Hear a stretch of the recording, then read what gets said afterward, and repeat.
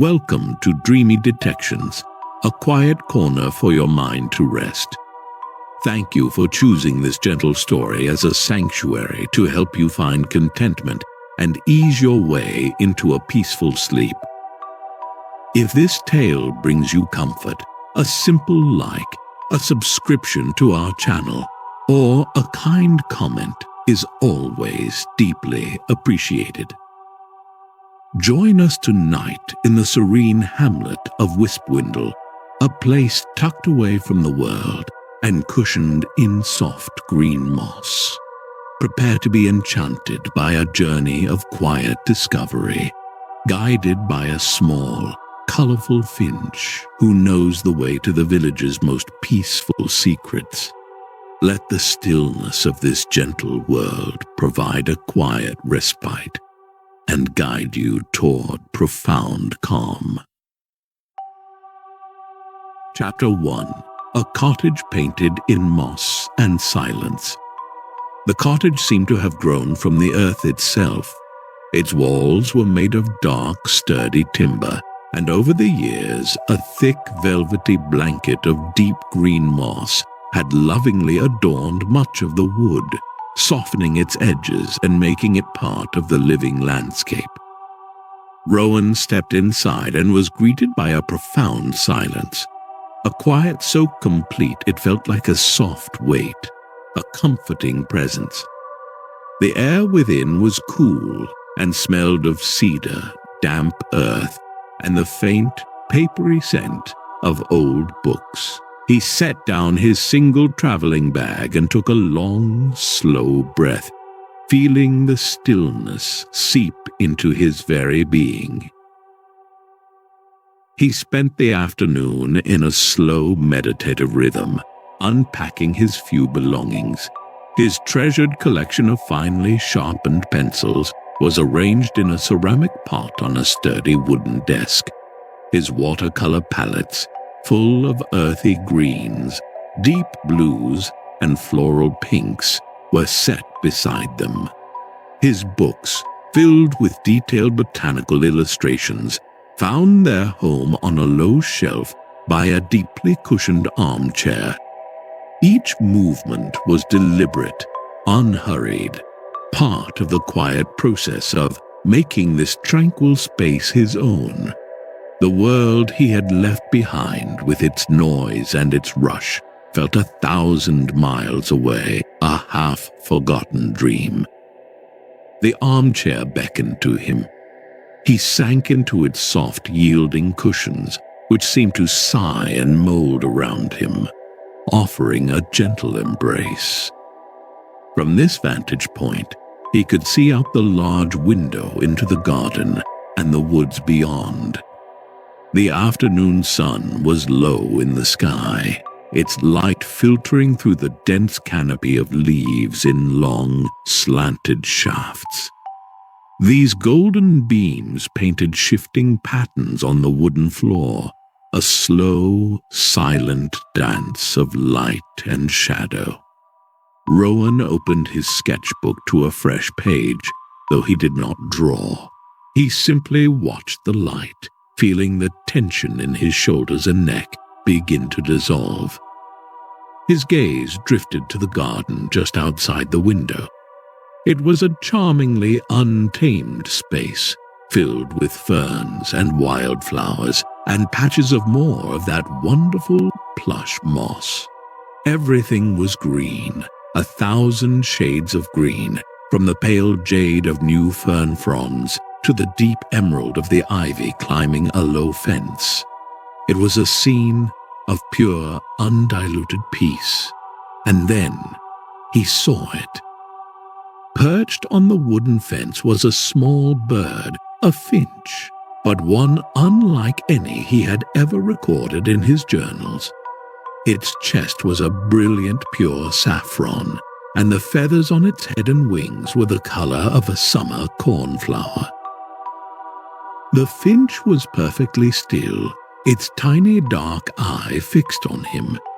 There was a remarkable calmness in its posture, a serene intelligence that felt both curious and welcoming.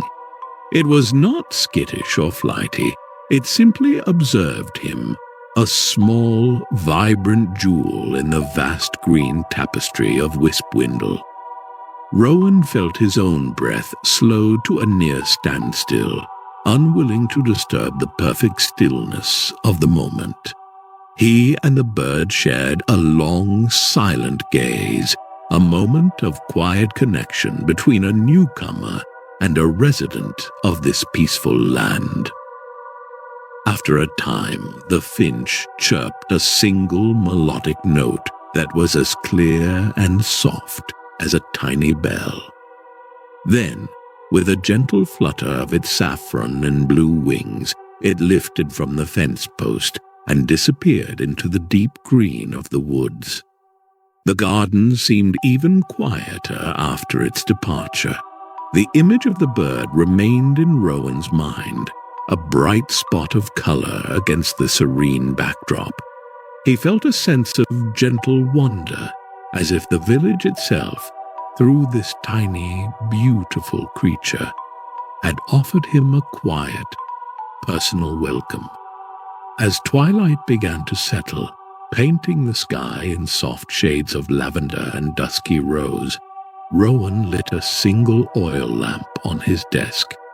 The warm, golden light filled the small cottage, making it feel even more like a secure and cozy haven.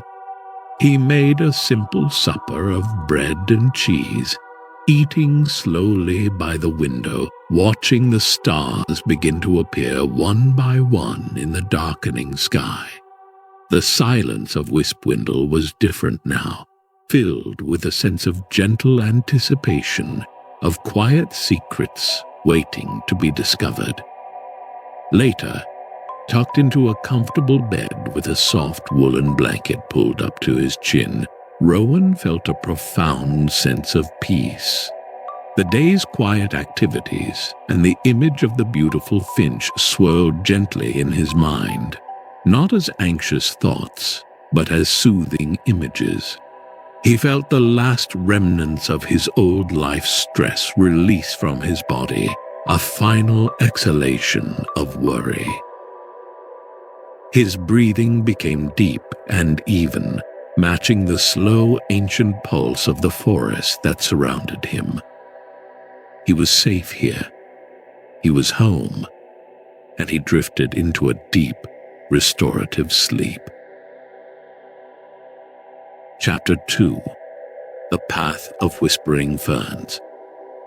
Rowan awoke to the gentle, diffused light of a misty morning. A soft white vapor clung to the world outside his window, muffling all sound and lending the landscape an ethereal, dreamlike quality. He felt rested, truly rested, in a way he had not felt for years. After a simple breakfast of tea and toast, he took his sketchbook and a well-loved pencil and went to sit on a small wooden bench in his garden, eager to capture the soft beauty of the Wispwindle morning. The air was cool and clean, filled with the rich, loamy scent of damp earth and decaying leaves. He sat for a long while, simply absorbing the tranquility of the scene. The mist swirled in slow, lazy currents, revealing and then concealing the shapes of the trees and shrubs around him. Droplets of dew clung like tiny jewels to every leaf and blade of grass, sparkling softly in the muted light. It was in this profound quiet that he saw the finch again. It appeared as if from the mist itself, a silent flash of saffron and blue, landing on the fence post nearest to him. It looked at him with its intelligent dark eye, just as it had the day before. The finch chirped its single bell-like note. Then it flew from the post and landed on the latch of an old ivy-covered gate at the far end of the garden. Rowan had barely noticed the gate before. It was so overgrown with thick, twisting vines that it seemed a part of the foliage itself.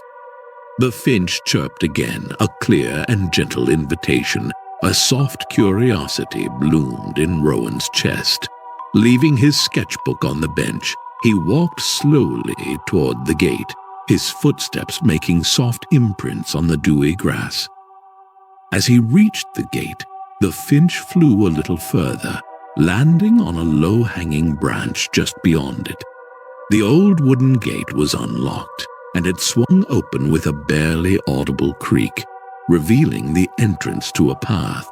Rowan hesitated for only a moment before stepping through. The air instantly felt different here, cooler and more sheltered. The finch, his silent guide, continued to flit from branch to branch ahead of him, always waiting for him to catch up, its bright colors a reassuring beacon in the green shadows. The path itself was extraordinary. It was not made of dirt or gravel, but was carpeted in a thick, continuous layer of ancient moss, so plush and springy that his feet made absolutely no sound. He was walking in perfect silence. The sensation was deeply calming, as if the very earth were cradling his steps, allowing him to move through the woods like a whisper. All he could hear was the gentle sound of his own breathing and the soft rustle of the leaves far above him. The moss path led him into a grove of tall, magnificent ferns. Their delicate, lace-like fronds arched high over the path, creating a beautiful, dappled green canopy. The light that filtered through was soft and verdant, making him feel as though he were walking at the bottom of a calm, green sea.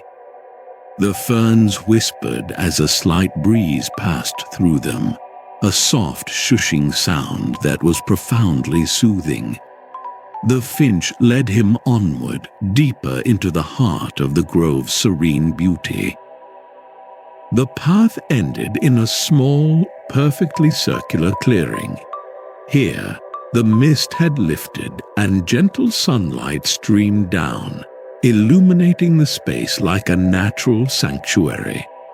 In the center of the clearing grew a circle of the most beautiful flowers Rowan had ever seen.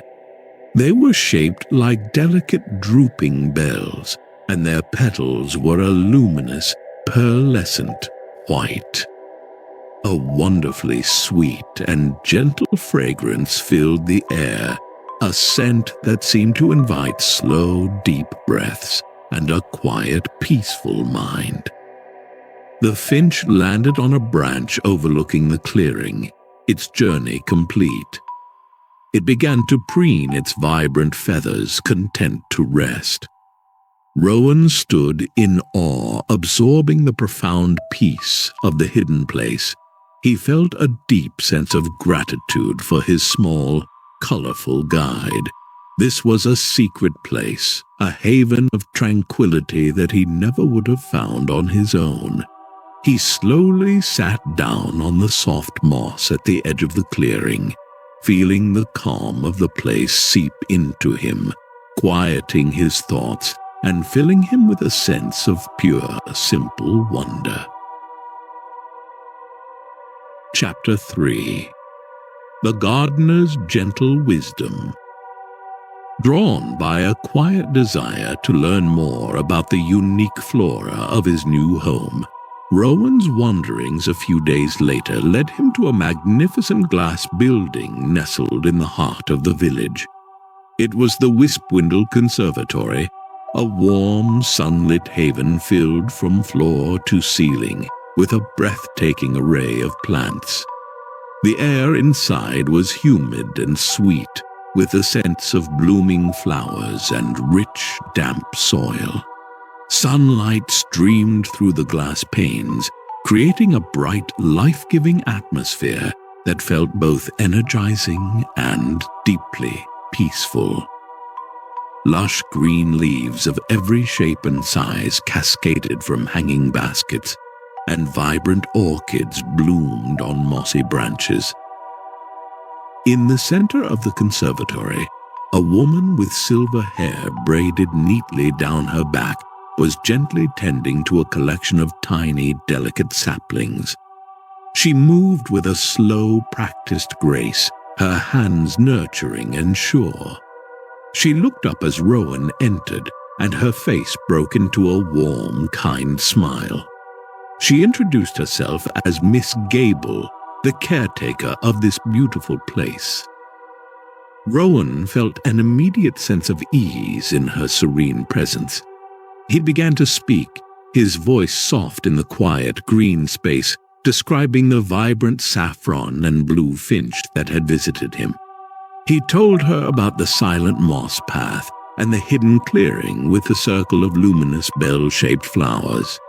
As he spoke, Miss Gable listened with a gentle, knowing expression, her head nodding slightly, a look of warm understanding in her eyes. She showed no surprise, only a quiet affirmation.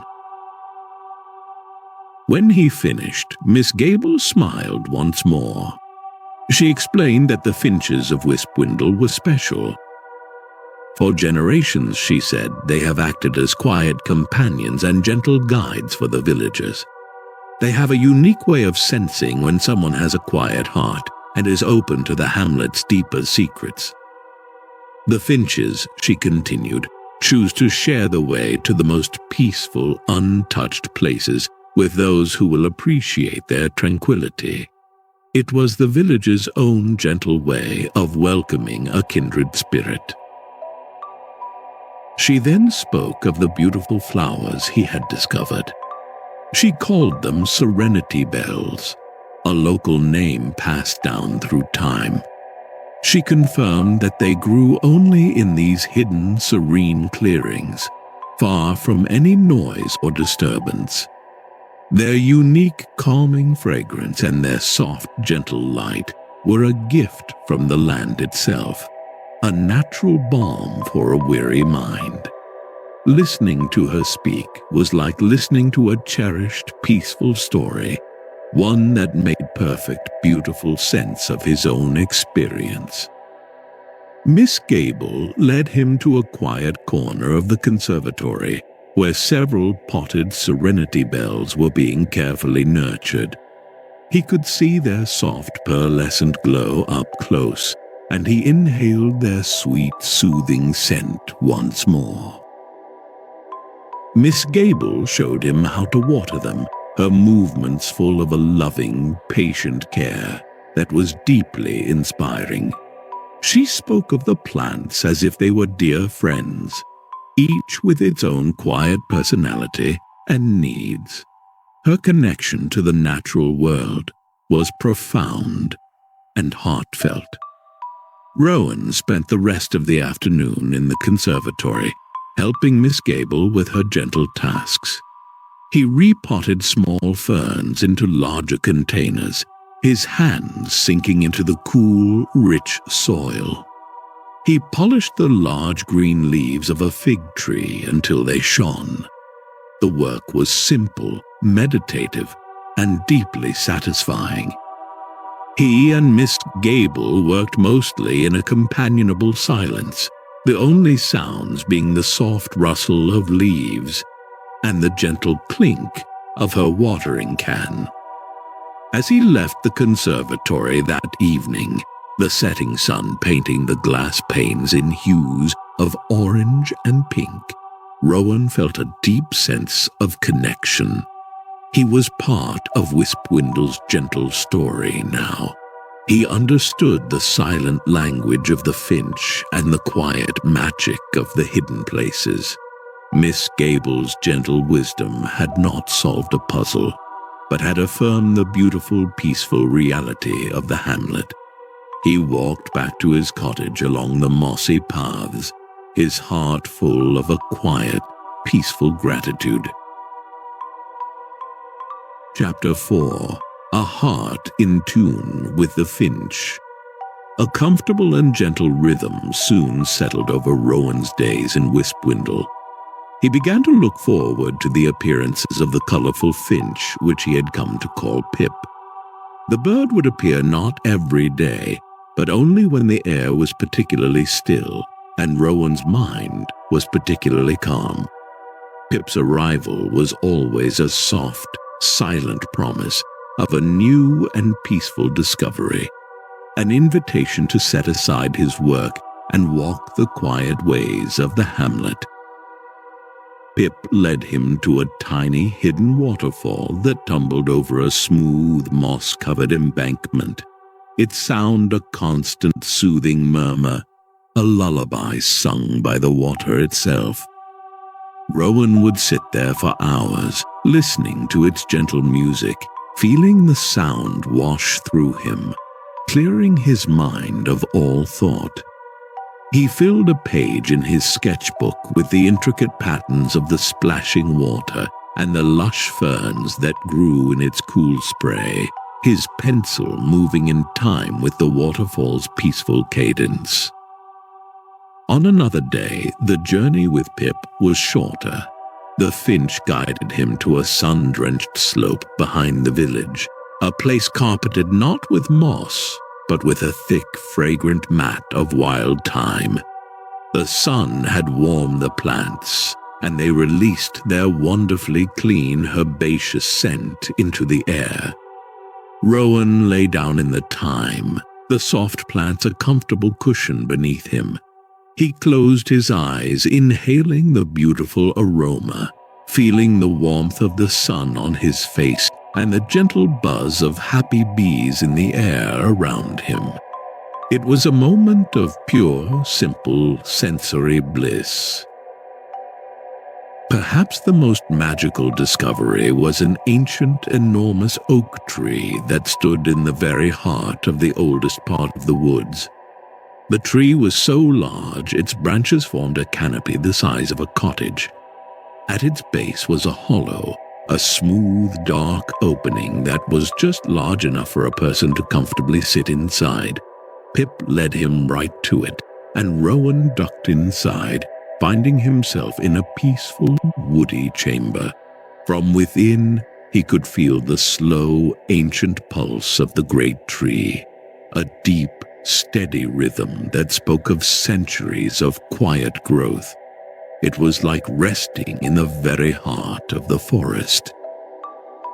With each new journey, Rowan's connection to Wispwindle deepened. He understood that these places were the hamlet's soul. They were not destinations to be conquered, but sanctuaries to be experienced, places to simply be. He was not an explorer discovering new lands. He was a quiet guest being shown the most beautiful rooms in a peaceful home.